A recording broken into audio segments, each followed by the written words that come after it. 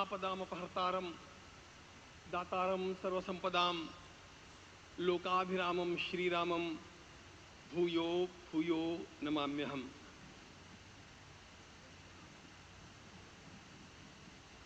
आज अंतःकरण अत्यंत उल्लास से, समाधान से और कृतज्ञता से भरा हुआ है। हमारा संपूर्ण राष्ट्र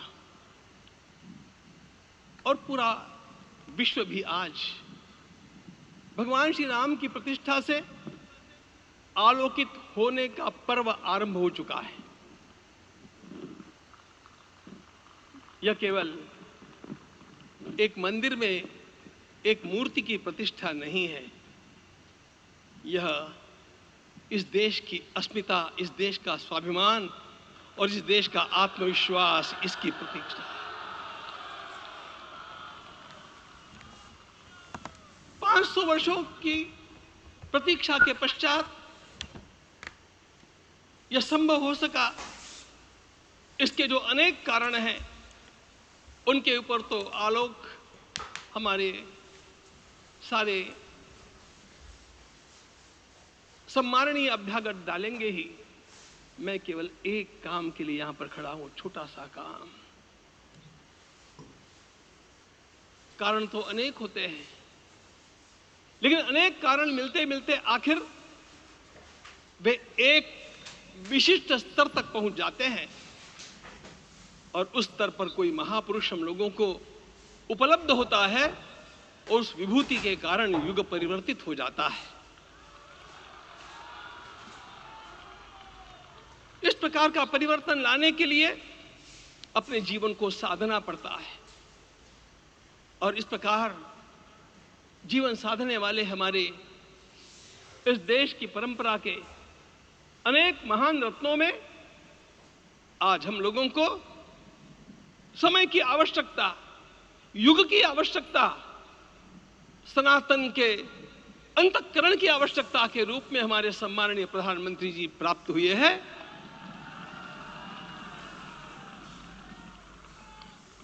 यह केवल इस देश का नहीं, यह संपूर्ण विश्व का सौभाग्य है कि आज एक ऐसा राजदर्शी हम लोगों को प्राप्त हुआ।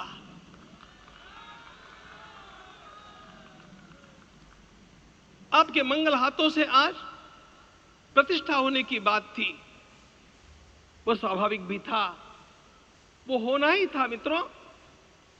लेकिन मुझे इस बात का आश्चर्य हुआ जब मुझे लगभग 20 दिन पूर्व समाचार मिले कि माननीय प्रधानमंत्री जी को इस प्रतिष्ठा के लिए स्वयं अपने लिए क्या क्या अनुष्ठान करके सिद्ध करना चाहिए, स्वयं को उसकी नियमावली आप लिख करके भेजें।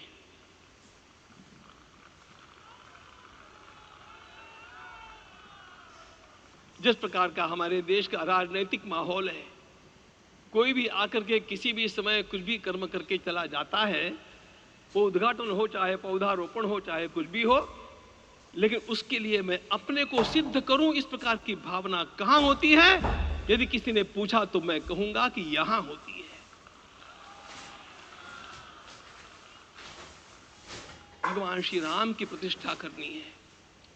भारतीय जीवनादर्शों के सर्वोच्च आदर्श भगवान श्री राम है और इन समस्त जीवनादर्शों की प्रतिष्ठा करने के समान ही यहां की प्रतिष्ठा रही है। इसलिए एक महान विभूति को ऐसे लगा कि मैं अपने को भी साधूं।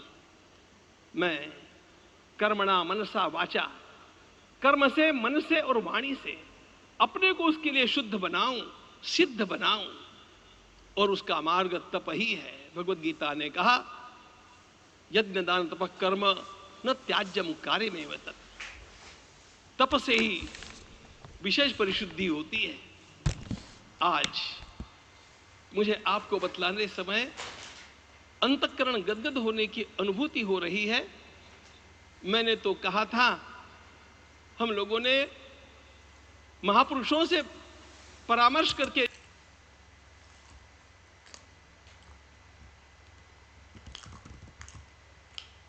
लिखा था, आपको केवल 3 दिन का उपवास करना है, आपने 11 दिन का संपूर्ण उपोषण किया। हमने 11 दिन एक भुक्त रहने के लिए कहा था, उन्होंने अन्न का ही त्याग कर दिया। महाभारत में कहा गया है अनशन यह सबसे बड़ा तप है, अनशन। और उसको उनके जीवन में साकार होते हुए मैंने केवल देखा नहीं, मैं थोड़ा तार्किक हूं। आपकी परम पूजनीय माता जी से मिलकर के मैंने उसको रिकन्फर्म भी किया था कि आपका ये अभ्यास 40 वर्षों का है। ऐसा तपस्वी कोई राष्ट्रीय नेता प्राप्त होना यह सामान्य बात नहीं है। वे इन दिनों में हमने कहा था कि आपको विदेश प्रवास नहीं करना चाहिए, क्योंकि सांसर्गिक दोष भी आते हैं। विदेश प्रवास टाल दिया सांसर्गिक देशों के इस दोषों की संभावना के कारण, लेकिन दिव्य देशों का प्रवास ऐसा किया। नासिक से आरंभ किया, गुरुवायूर गए, श्रीरंगम गए, रामेश्वरम गए। इन सारे स्थानों पर जाकर के वहां के परमाणुओं को लेकर के और पूरी भारत माता के हर कोनों में जाकर के मानो वे निमंत्रण दे रहे थे कि आइए दिव्य आत्माओं, अयोध्या पधारिए और हमारे राष्ट्र को महान बनाने के लिए आशीर्वाद दीजिए।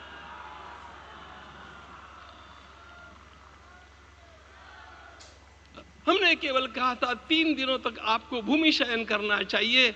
11 दिनों से आप भूमि शयन कर रहे हैं। इस कड़कड़ाती ठंड में इस प्रकार का शयन करना, मित्रों,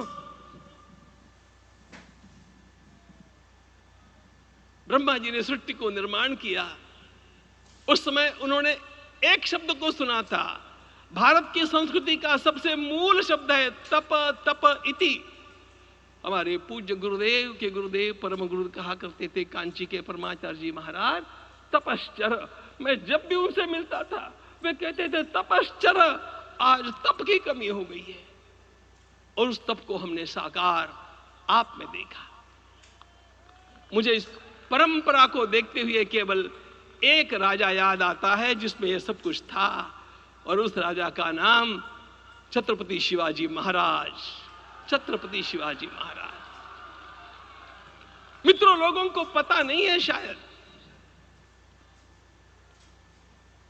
वे स्वयं जब मल्लिकार्जुन के दर्शन के लिए श्रीशैलम के ऊपर गए, 3 दिन का उपवास किया, 3 दिन शिव मंदिर में रहे, और महाराज ने कहा कि मुझे राज्य नहीं करना है, मुझे संन्यास लेना है, मैं शिव जी की आराधना के लिए जन्मा हूं, मुझे संन्यास लेना है, मुझे वापस मत ले जाइए। इतिहास का वो बड़ा विलक्षण प्रसंग है। उस प्रसंग में उनके सारे ज्येष्ठ मंत्रियों ने उनको समझाया और लौटा करके लाया कि यह भी आपका कार्य भगवत सेवा ही है।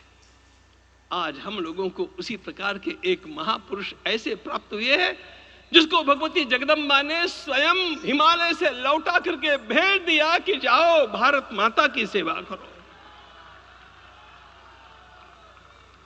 तुम्हें भारत माता की सेवा करनी है। मैं अपने को कभी श्रद्धा रखने के बारे में भावुक नहीं पाता हूं, लेकिन कुछ स्थान ऐसे होते हैं जहां पर आदर के साथ अपना मस्तक अपने आप झुक जाता है।